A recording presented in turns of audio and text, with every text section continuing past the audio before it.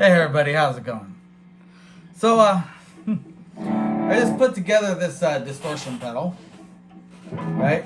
If you're wondering, it took me about 10-15 minutes to put it together. The design,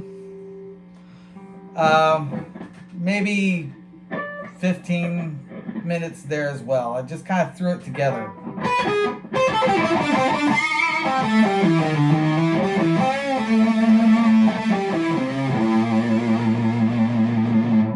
Now I know some of you are thinking, "Oh, no, he's playing through a distortion pedal that he bought at a store, playing through a really nice amplifier or something like that."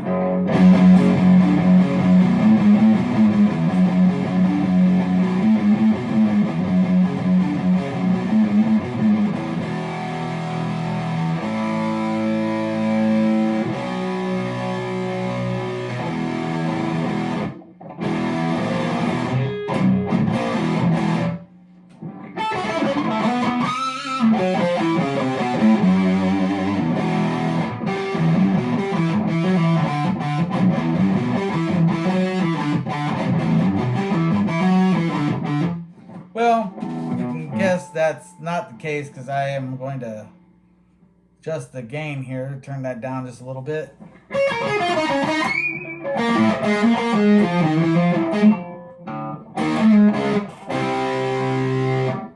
Now, I'm not a guitar player. I played a little in high school, and that's really about it, right? I've said this before. I'll say it again. Not a guitar player. I've really never claimed to be a guitar player. But I do know a little bit about playing guitar. Like I can play a few intros of some songs, right? Like.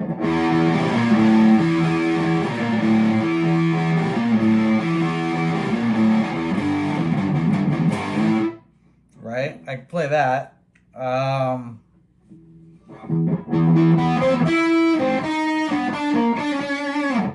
Play that.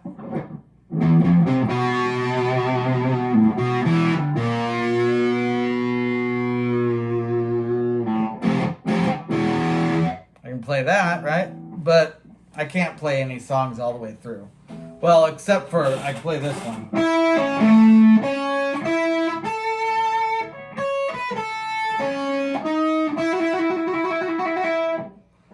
I can play that all the way through, but that's really it, right? Now I know what you're saying. Say, I still think that you're playing through a store-bought distortion pedal. Well, the only way to prove that's not the case would be, well, to show you the what I'm playing through.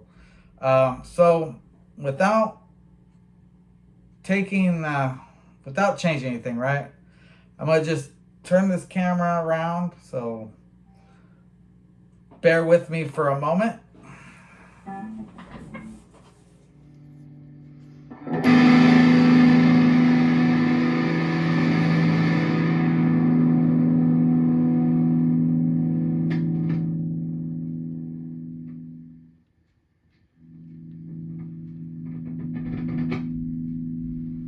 So there you have it. That's what I'm playing through.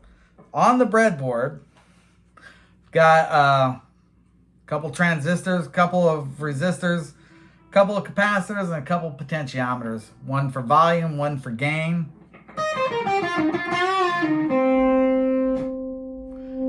There's the volume knob on my guitar.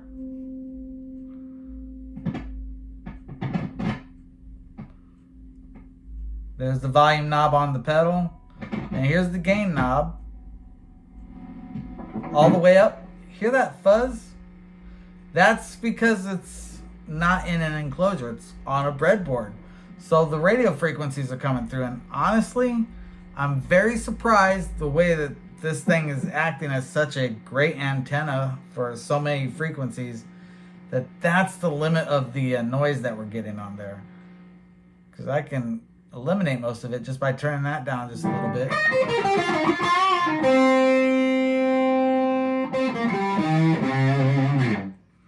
So, now, why am I doing this video? Because I'm still waiting for Detroit Wanker to do his distortion pedal. He said he's going to do a distortion pedal. It's going to blow mine away.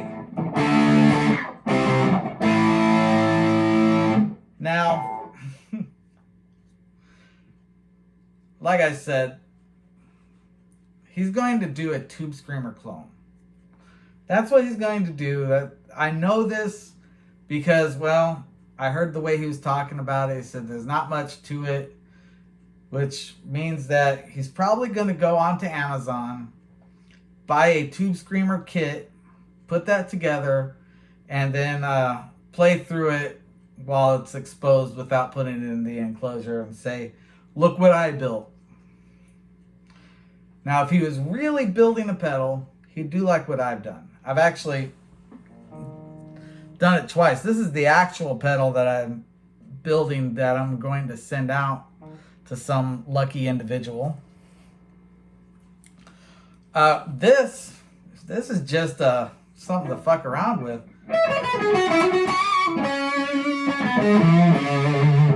I'm not going to do the demonstration of the real pedal till after Detroit Wanker puts out his video of the pedal that he says is going to blow mine away. Now, he does a Tube Screamer clone. He won't even blow this one away.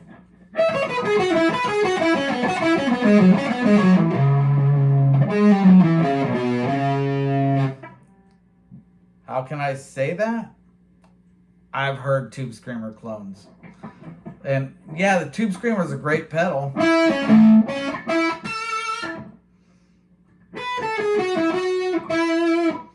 But, you know, there's not a lot of people out there. Well, scratch that. There are actually a lot of people out there that use Tube Screamers, but there's not a lot of well-known guitar players out there that rely on the Tube Screamer for their tone. Right? We can look on here. We have the old googly here, my computer right here. I know you can't see it, but it's here. And we say, who uses a Tube Screamer?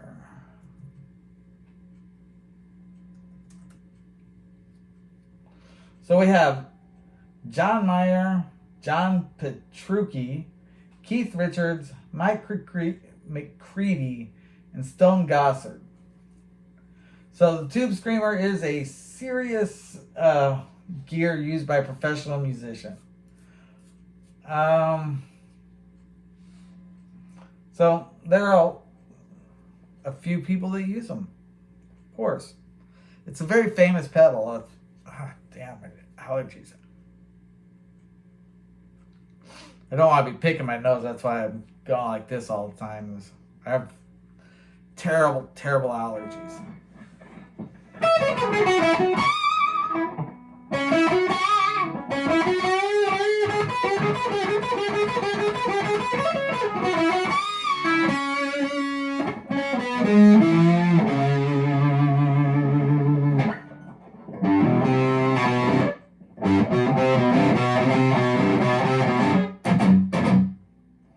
Now, this here is honestly, it's a great distortion pedal. It's got a lot of tone, honestly, for what it is. I mean, I know you haven't heard this amplifier without anything plugged into it, but let me tell you, it's not impressive. It's a Crate GTD 15R, and I can't remember what year I got it in. I know it's really old. Let me see here.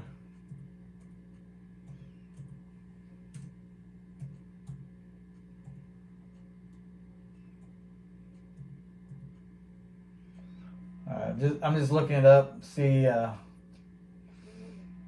here's, so yeah, It's about a $50 amplifier. Excuse me, $50 amplifier, pre-owned. Let me see here if I can find any details on it. I'm trying to remember what year I got it in. It's going to be nearly impossible. I can tell you I did not pay for it. I didn't buy this amplifier. It was a gift.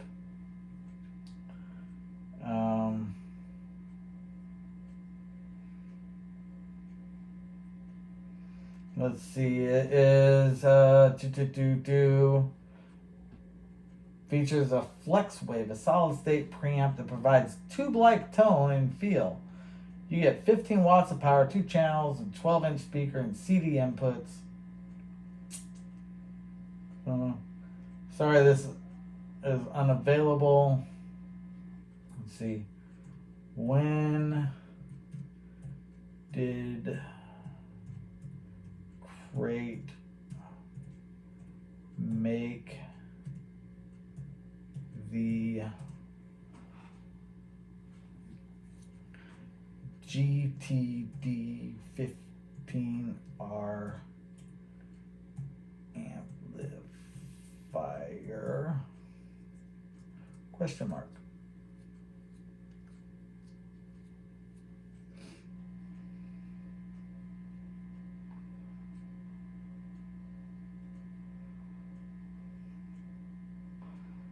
Fair condition, evolution, really tell highlight. Oh, here's one for $30. Out of stock.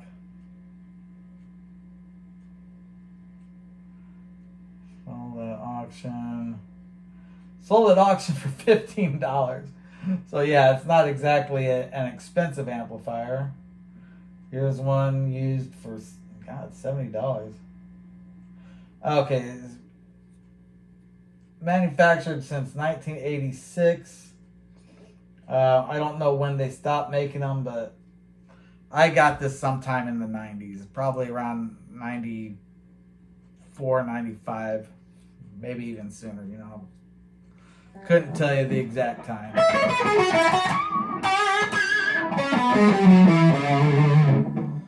But I'm on the clean channel of the amplifier.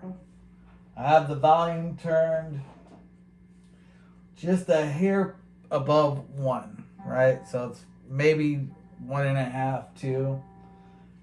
Using the clock setting, I'd say that the 0 setting for the volume is at about 7 o'clock, and we're sitting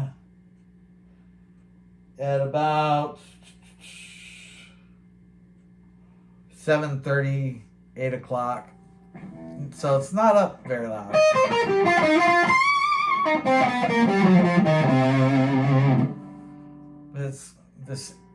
The tone here, tell you the tone controls are all set just a hair below noon.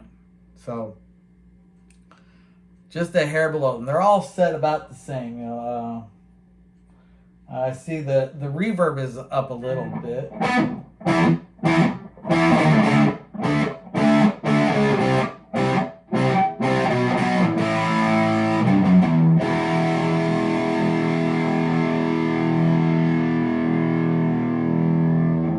I wish I knew how to play more guitar, because then I could really show y'all exactly what this sounds like, you know? Like if you try to play a song or something through it. Let me do my best, right? I am not a guitar player, right?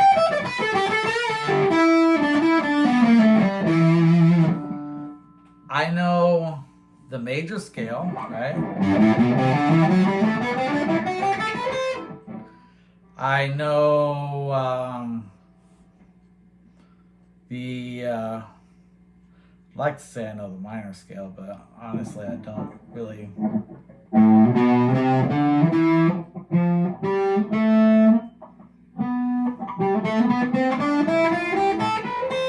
I don't really know it. But I know the major scale. And I know the pentatonic scales.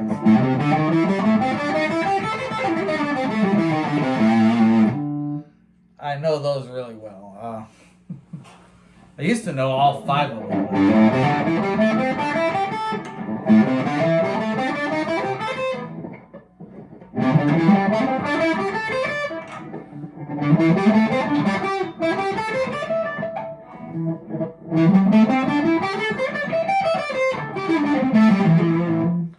But I don't think I'm getting them all right now.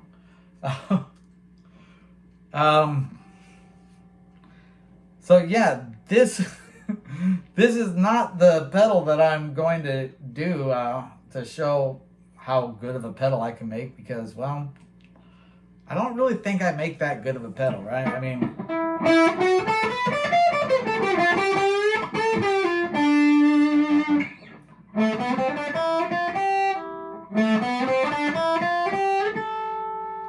I guess that's a minor scale.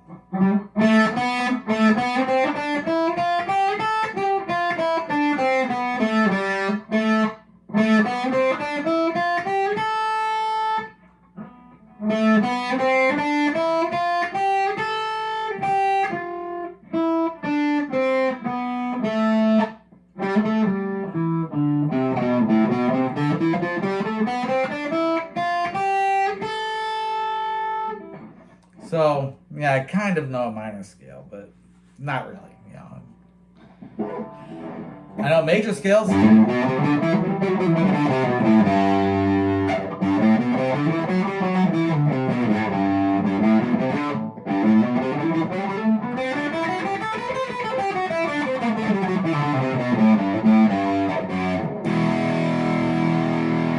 I guess I know a minor scale because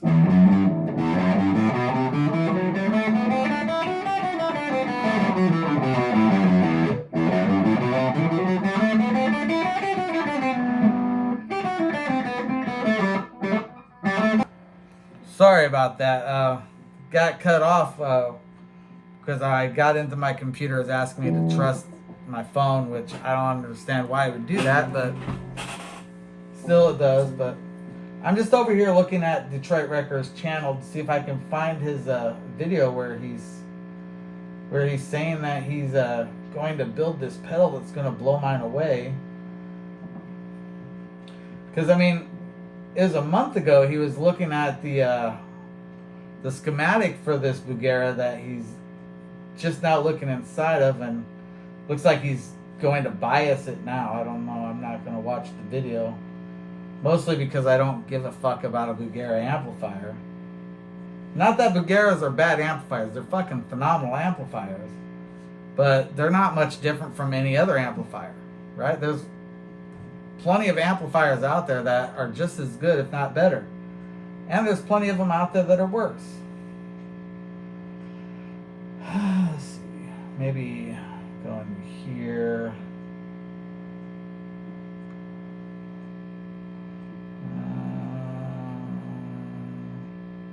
Yeah, so it's been over a week. And like I said, I put that pedal together yesterday. Finished it same day I started it. Nothing to it, right? It's just an overdrive pedal. Not a lot goes into an overdrive pedal. I did this one today. It took me like 20 minutes. 20 minutes.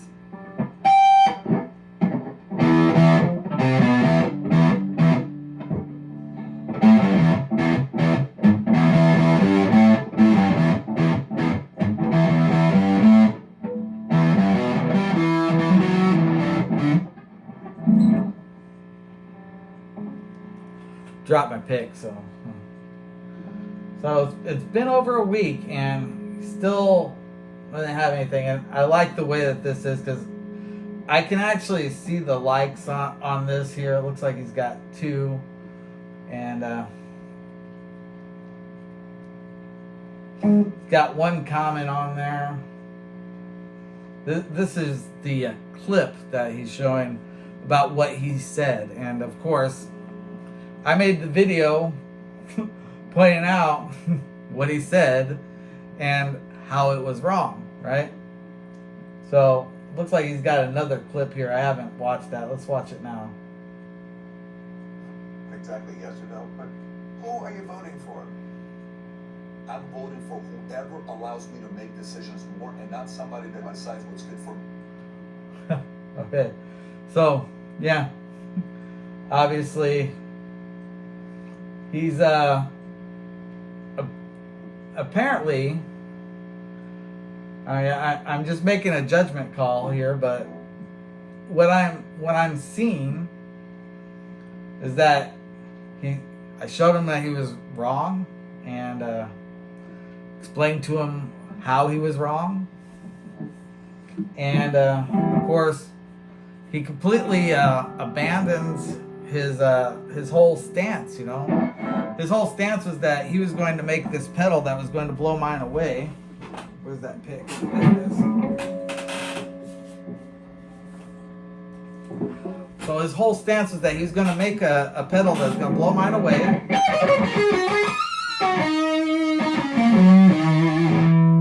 And rather than follow through with his stance, he's removed the video, at least made it private, right? Meaning that people can't watch it unless he sent you a link to it. And I guess, you know, if it's not there, then there's nothing you can really say about it. So.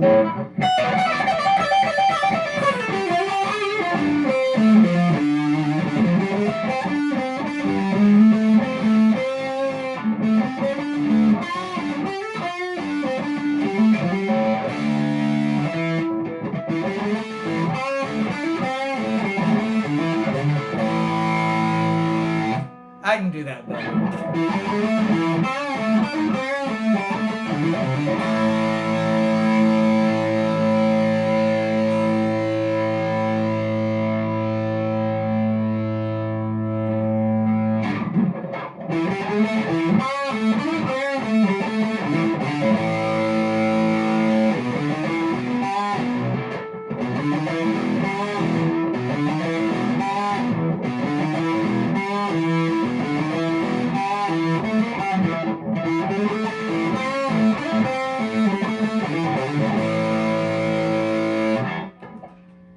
I'm sure I can do it better.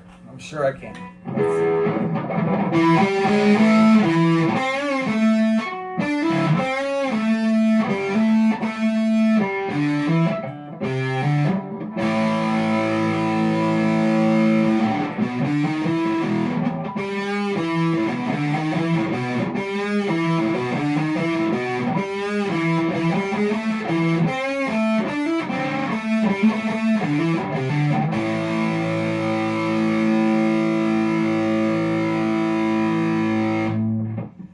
Probably do it better, but I don't think you're gonna sit around and wait for me to perfect that at this time of day.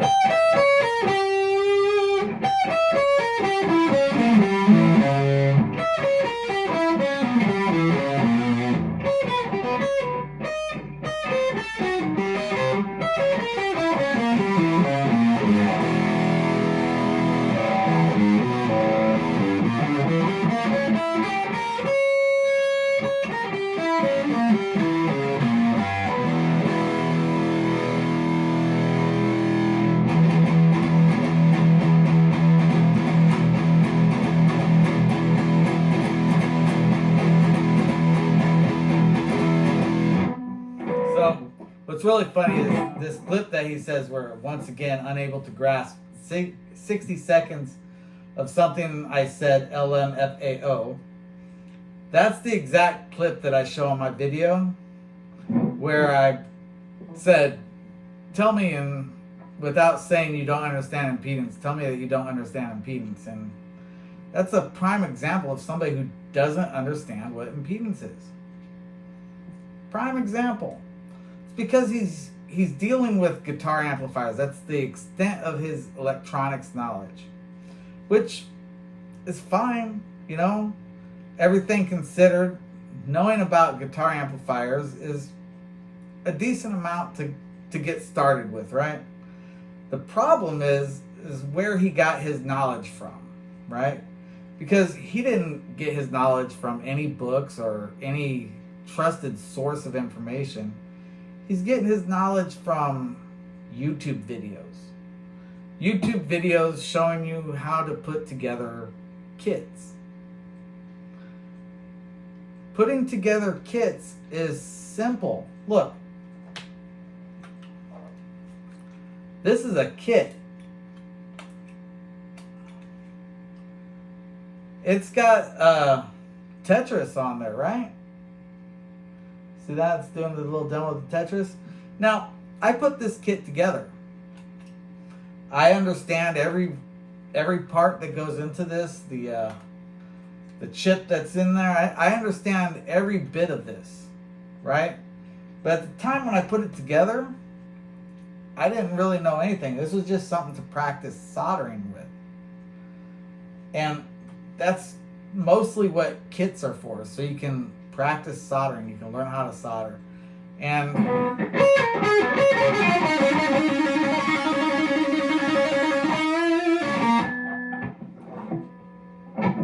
I can appreciate somebody taking the time to put a kit together so that they can learn how to solder, and maybe watch a few of these videos from their Uncle Doug and understand a little bit about what the amplifiers are doing and how these tubes are operating.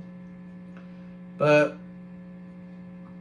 at the end of the day, right? At the end of the day, you go out into the real world and you say, oh, I know electronics. I put together guitar amplifiers, tube amplifiers.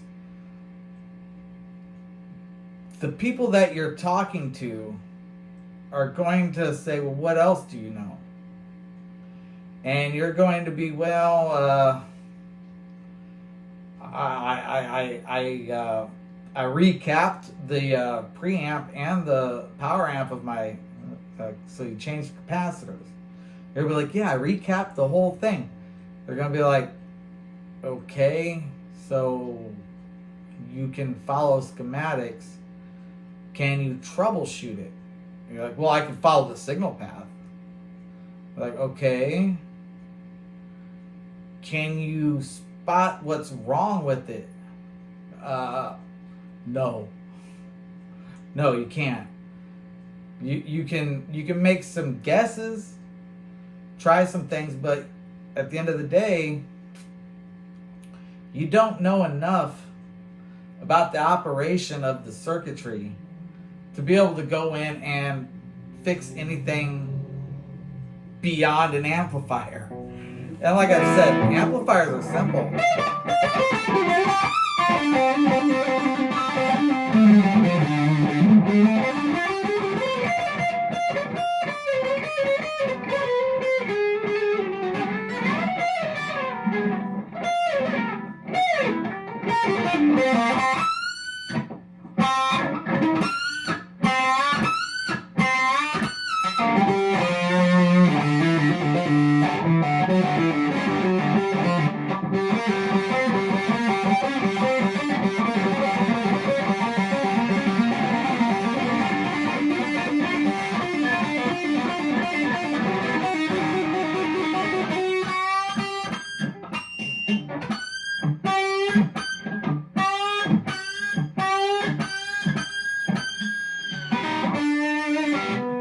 I apologize for all that noise because I'm not a guitar player, right? That's a bunch of gibberish, right? Anybody out there who plays guitar, I'll tell you, that shit's fucking gibberish. That doesn't amount to a hill of beans in this world.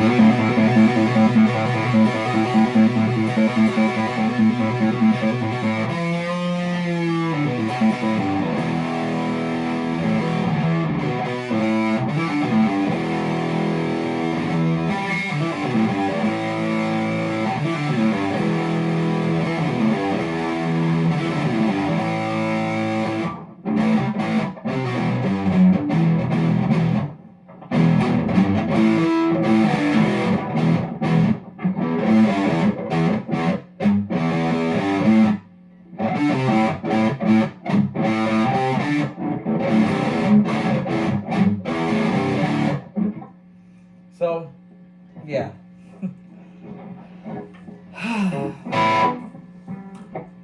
I don't know what else I could say, you know. I mean, here I am waiting. Let's see. See if the video is even still up there. I should be able to get to it from here. Watch full video. There we go. So I was thinking about switching to electric cigarettes. I think I'm going to stick with acoustic cigarettes. I used to flip guitars many years ago, made some money and lost some money. So that's a thing right there, right? How are you going to lose money flipping guitars, right? I mean, if you buy a guitar just to sell it, I would hope you did a little bit of research to be able to say, okay, this guitar is valued at this amount, so I'll buy it at this amount and be able to sell it for more money to make a profit. Otherwise, why would you just buy it to flip it? That doesn't make sense. Like, take this guitar for example, right? I bought this $700. $700 out the door. If I were to go and try to sell this guitar today, I'd probably be able to get maybe $300 to $500 for it. So why would I sell it unless I was just hard up for money?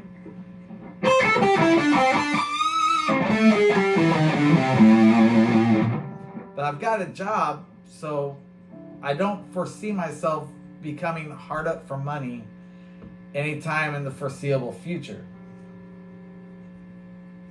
As a matter of fact, I make really good money for what I do. And with that being said, there wouldn't be a reason for me to sell this unless somebody were to come along and say, hey, I'll give you $1,000 for that guitar. If somebody comes along and says that, then I'm going to be like, yeah, here you go, it's yours. I'll just go buy me another guitar and pocket the money, you know, or whatever, because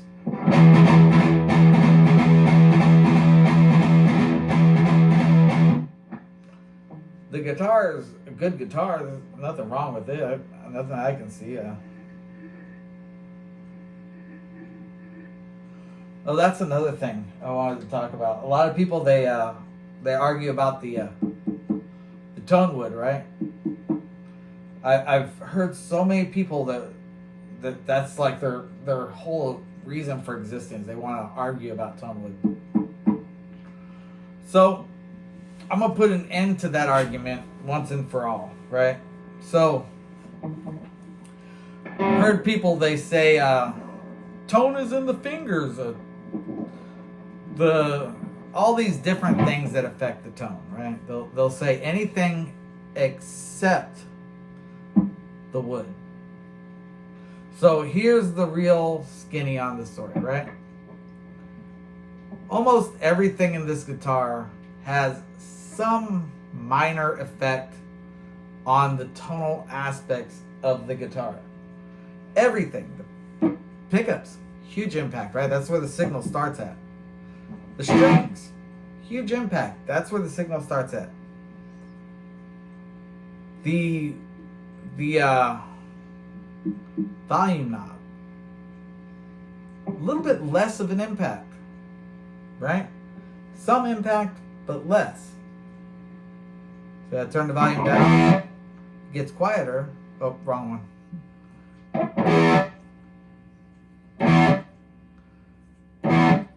Gets quieter, but the tone itself doesn't really see much of a change until I get down here a bit.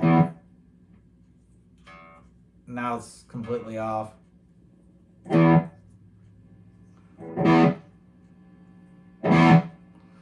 see that as I'm going up, the tone isn't changing drastically.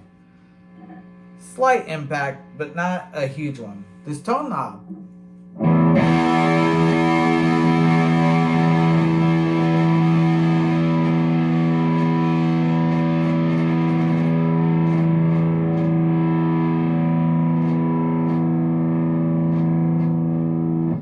Slight impact. Not a lot though.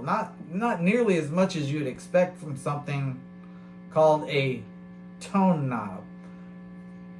Now, the fret wire itself, right? People think, oh, you should have a metal nut because your frets are metal and you want to have... No. The fret wire has a very minimal effect as far as the wood is concerned. So, when you're fretting, it probably would have a little bit more of effect than if you're playing open. However, it's a very minimal.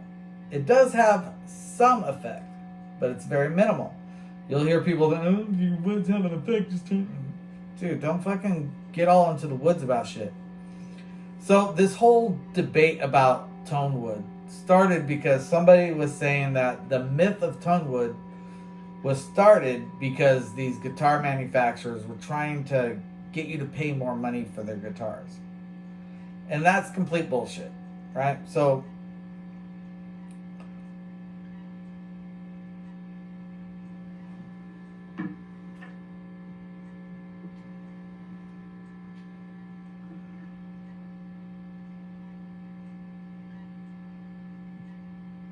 sorry, I'm hearing that squeak. It sounds like somebody's on a swing set. That's kind of a rusty swing set.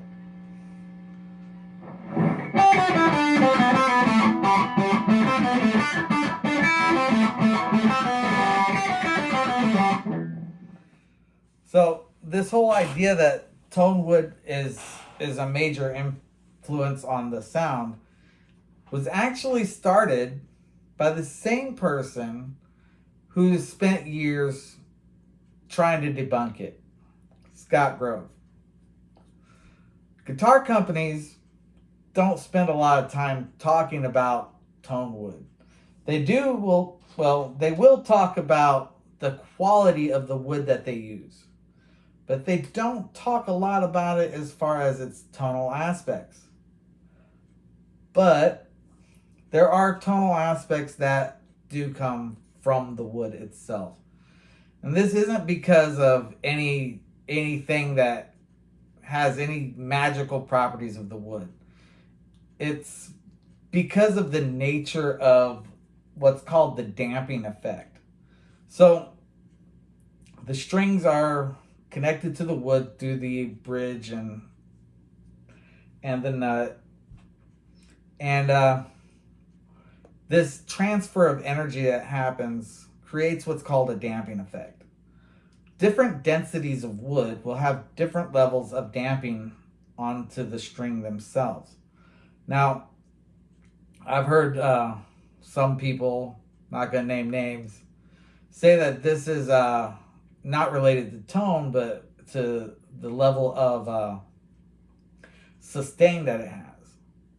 Well, that is actually a part of the tone itself. See, the amplitude at which these different frequencies are popping out, right, and the level at which they disappear is a huge factor of the tone itself.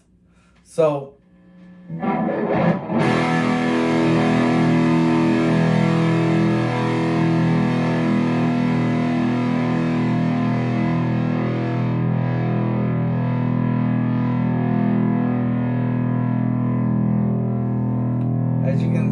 as you can hear, as this starts to fade away more and more, the tone starts to get a little bit easier and easier, a little less distorted, you might say. And that, my friends, is how the wood affects the tone. The damping effect, it's more than just the decay rate. It's the rate at which the different frequencies decay. And that's going to be determined by the density of the building material. Notice I didn't say wood, because it doesn't have to be wood. It can be made out of really anything, right? There are guitars out there made out of pure acrylic that sound just as good as anything made out of wood, right? But they sound different than anything made out of wood. Because this acrylic will have a different density to it, which means that the decay rate of certain frequencies is going to be different. Meaning that when I go with one of those guitars, it's going to sound a little bit different. Now, is this difference going to be something that's going to be noticeable? Like you're going to be able to say, oh, that was played with this acrylic guitar rather than this wooden guitar. No. And that brings up another point. You can't tell the difference just by listening between a single coil pickup and a humbucker pickup. You can't tell the difference just by listening to an active pickup versus a passive pickup. You can't tell just by listening the differences between one guitar and another. And they all sound a little bit different. I mean, I know there's people out there, oh, I can spot a Les Paul when I hear a Les Paul. But how many of you really know which songs Jimmy Page recorded on his Les Paul and how many he recorded on his, the Dan Electro? You don't. You know some of them because somebody told you, but you didn't go say, oh, I could hear it. That was definitely Les Paul. That was definitely... No. You only know what you've heard. And when you hear the facts about something, your brain will tell you that you can hear the difference between those two guitars, but the reality is until somebody actually told you, you had no fucking clue. You just assumed it was all Les Paul, and they all sound like Les Pauls, so why wouldn't it be a Les Paul, right?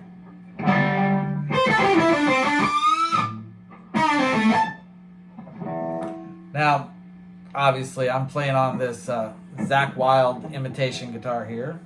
The old Epiphony, right? It's not a real Gibson. But at the same time, these are real EMG 8185s. This is a maple neck. This is a mahogany body. It doesn't have that maple cap that the real Les Paul has, and it's definitely a lot lighter than a real Les Paul. I've actually held Zakk Wylde's real guitar, and yeah, it's a fucking beast compared to this thing. I mean, I'd say it weighs probably a good pound more than this, you know. Makes this feel really light, and a lot of people that, you know, I have friends that they play Stratocasters and shit, and they'll put this on and be like, oh my god, how do you walk around with that thing? It's so fucking heavy. It's because your fucking Stratocasters are super fucking lightweight, you know? It's like fucking, I pick up one of those and it's like fucking, it's made out of styrofoam or something. It's like so fucking light.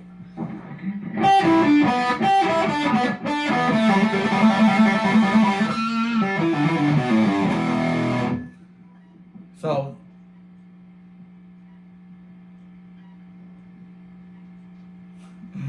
that squeaky sound is fucking driving me insane. So, yeah, there are some minor differences that you will hear from one tone wood to the next. Not enough that you would notice, but enough that you could say it's there. Now, I'm going to end my little rant.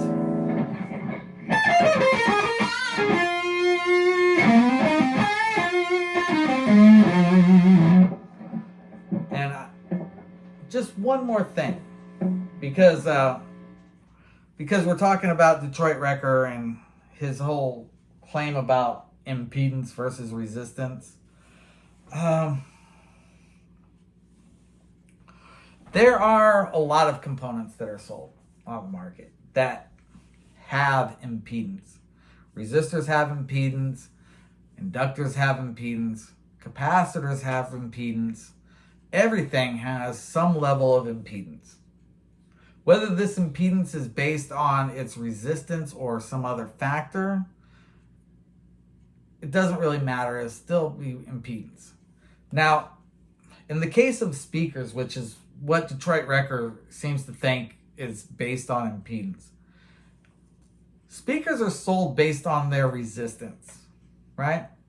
You get an 8 ohm speaker, You measure it, it comes out 7.2, 7.8, 8.1, 8.5, whatever. It's an 8 ohm speaker.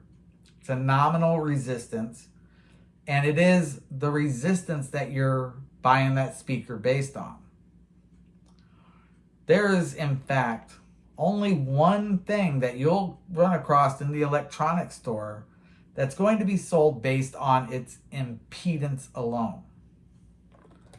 That's this stuff right here. Now, if you don't know what this is coaxial cable. This coaxial cable happens to be 50 ohm coaxial cable. Now, what's that mean? It means no matter what length I cut off of this cable, it's going to have a nominal impedance of 50 ohms. Now, this piece right here is about 6 foot of coax cable, and it's rated at 50 ohms. I put it onto the ohm meter, it's going to read about half an ohm. Half an ohm of resistance, but it's 50 ohms of impedance. And it doesn't matter if I cut off just a little bit here or if I use the whole thing. It's 50 ohms. It's the way it's sold. It's sold at 50 ohms. Your installers come in to do your cable. They're going to have some cable like this, only theirs is going to be 75 ohm, not 50 ohm. But they're going to have some cable like this, and it doesn't matter how long it is.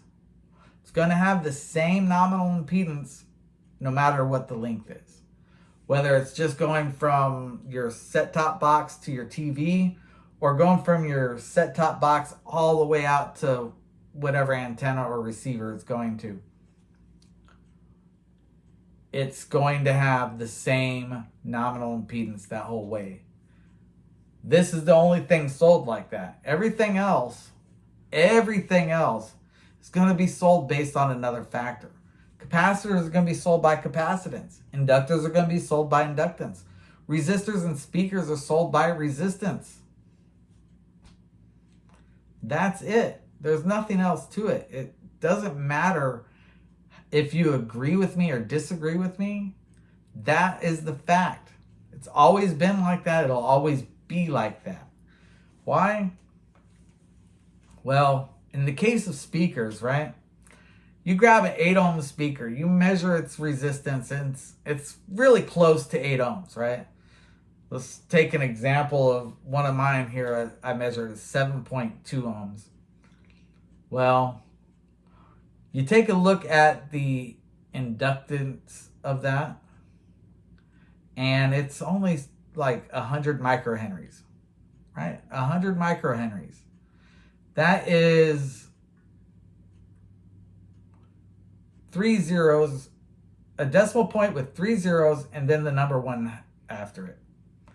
So it's 101 millionths, right? So that's, what is that? Let's see.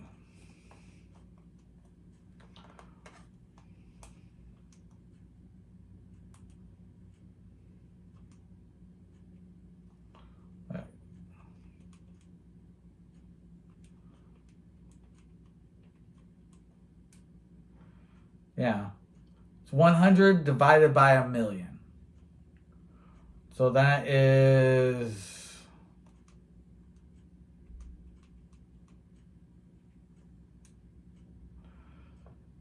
it's 1 divided by 10,000. 1/10,000th of a Henry.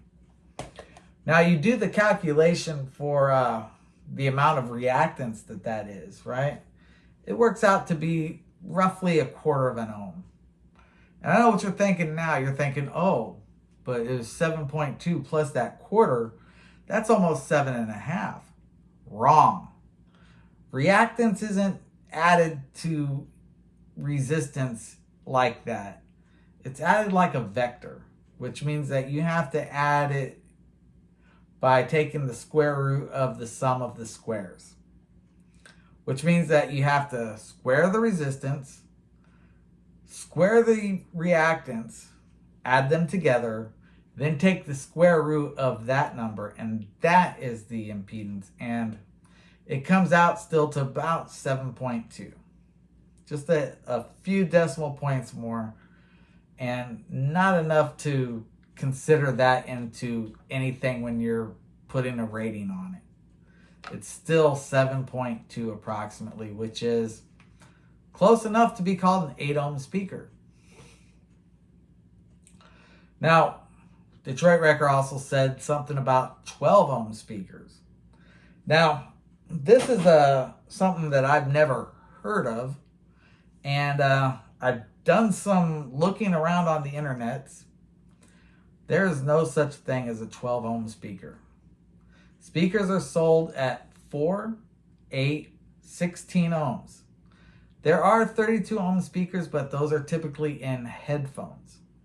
Now, why is it 4, 8, and 16? Those are powers of 2. They're easy to add together when you put them in parallel with each other.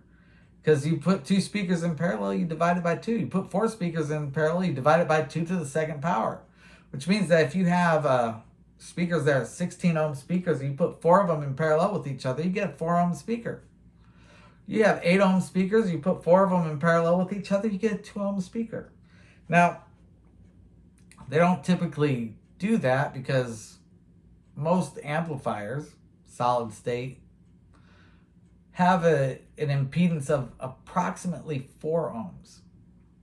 Which means that putting 2 ohms on there would be too low of an impedance. Is going to be too much of a load for them. Going to fucking damage the amplifier.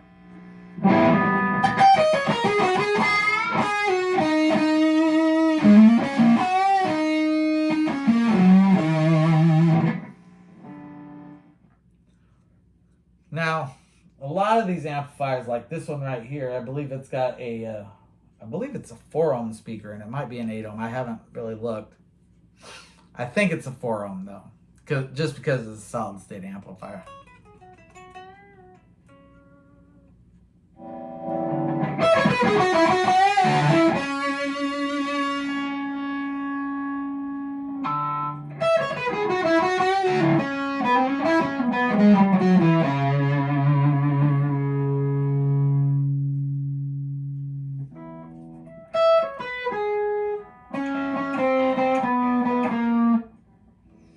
So when we look at something like speakers, and we say, well, this is an 8 ohm speaker, and you measure it, and it comes out at 7.2, you're like, well, it's a little bit small.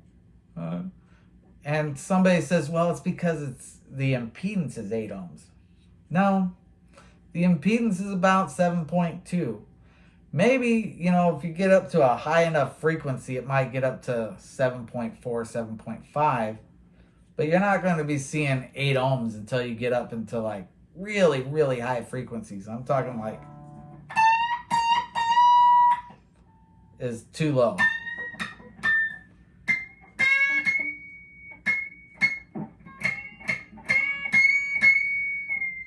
Something like that, maybe.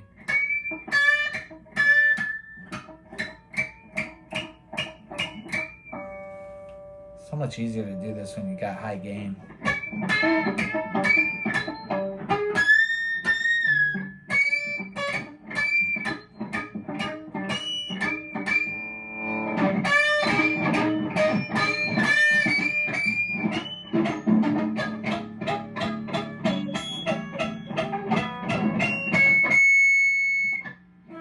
Something like that, maybe. I mean, probably to be able to go as high as what you'd need to make it a full 8 ohms of impedance, it's going to be too high of a frequency for me to do with this guitar,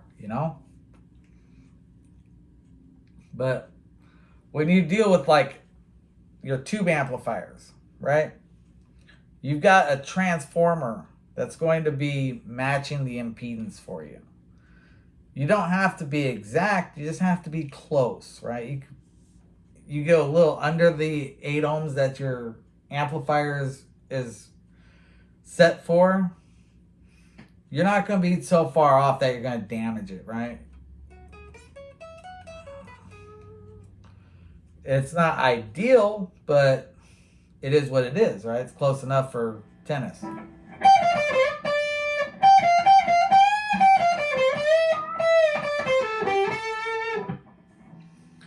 Now, when you start dealing with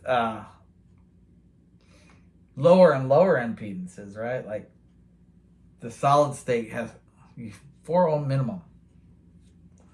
And you get there and you're like 3.6, let's say. 3.6.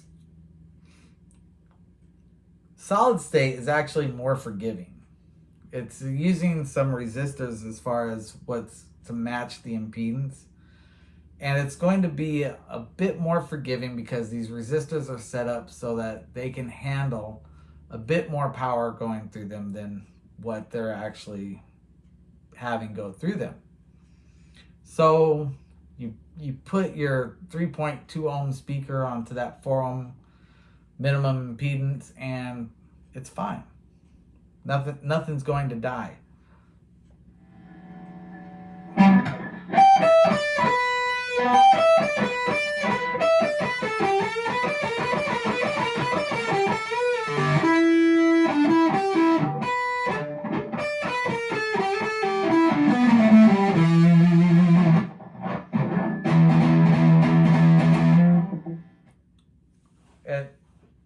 That's really all there is to it, right? So, gonna close this off here. Say, Detroit Wanker, why is it taking you so long to put out this pedal that's supposed to blow mine away, especially if putting together a distortion pedal doesn't take that much? I mean, it's been over a week you've been talking about it. Why is it taking you so long to actually put it out? Here I am. I've got one built here. The one that I want to demonstrate when you put your video out. I've got another one here that is just me fucking around with some fucking transistors, right?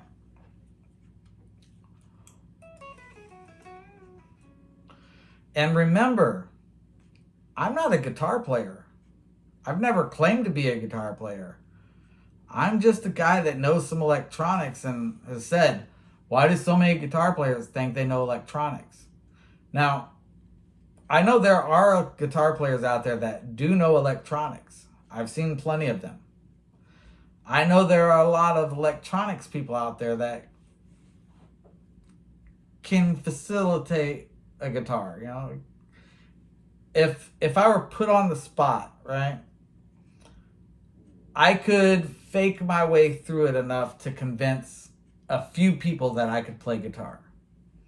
You know, I'm not good, right? I'm not good. I'm not going to be able to convince somebody that I'm in a band or anything, right? But I could fake my way through it enough.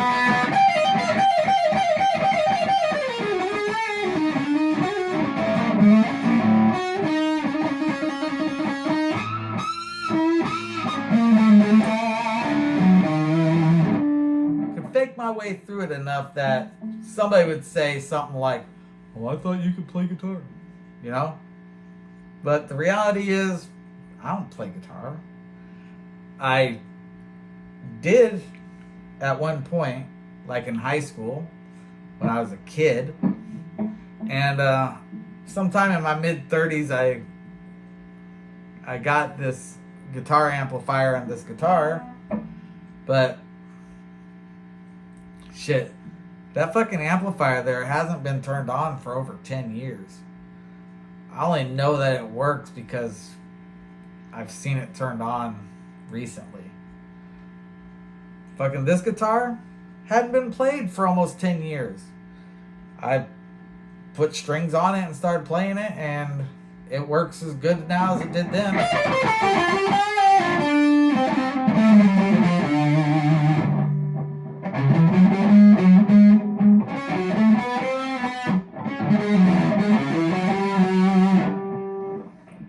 And yeah, I remember a few things from high school, and I remember pretty much everything that I've ever read. It's kind of my curse. I remember things when I read them. But never have I ever claimed to be a guitar player. Not once.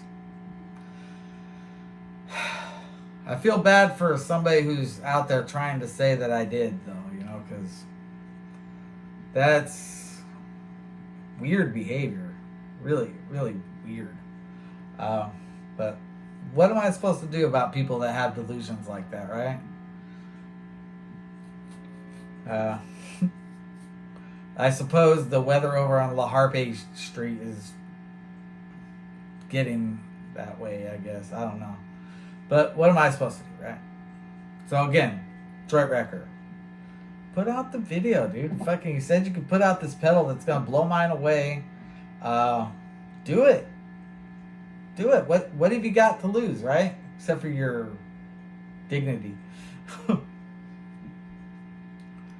Like I said, it's going to be a Tube Screamer clone. Bet dollars to pesos, Tube Screamer clone.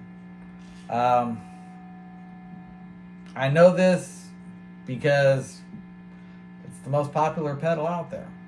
Now, this little thing that I have here will blow a Tube Screamer away.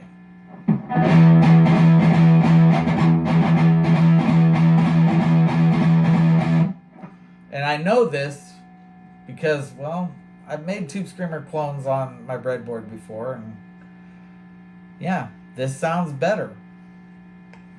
Not as good as this one here, though. This one here actually is the bee's knees of distortion overdrive pedals.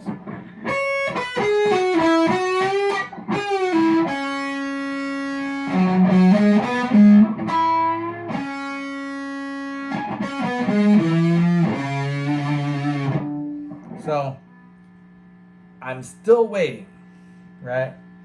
Still waiting, Detroit Wanker. Don't let me down. Alright, so that's all for today. Thanks for watching. Have a great day.